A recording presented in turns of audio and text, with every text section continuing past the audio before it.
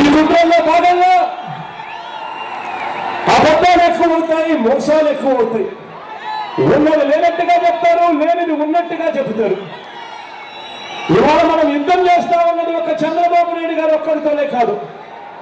చంద్రబాబు నాయుడు గారితో మమేకమైన ఈనాడుతో యుద్ధం చేస్తా ఉన్నాం, ఆంధ్రజ్యోతితో యుద్ధం చేస్తా ఉన్నాం, TV5తో యుద్ధం చేస్తా ఉన్నాం, ఇంకా అనేక అమ్ముడు పోయినది ఎల్లో మీడియాతో యుద్ధం చేస్తా ఉన్నాం.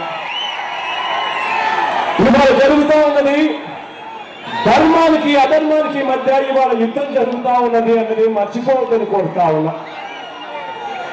ఎన్నిక రోజు వచ్చేసరికి ఈ పెద్ద మనిషి చంద్రబాబు నాయుడు గారి కుట్రల్లో భాగంగా ఎన్నిక రోజు వచ్చేసరికి చాలా పెద్ద కుట్ర చేయబోతా ఉన్నాడు.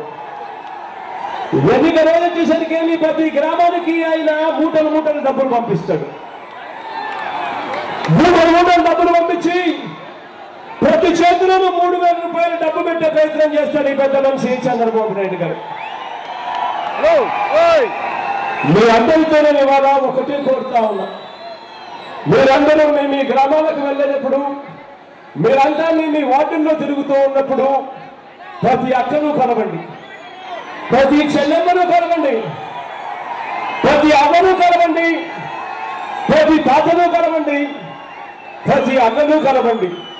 కలిసి ఆ ప్రతి అక్కకు చెప్పండి, అక్క చంద్రబాబు ఇచ్చే 3,000 రూపాయలకు మోసపోవద్దక్క, 20 రోజులు మీకు పట్టక్క, ఆ తర్వాత అందరూ ముఖ్యమంత్రిగా చేసుకున్నాము.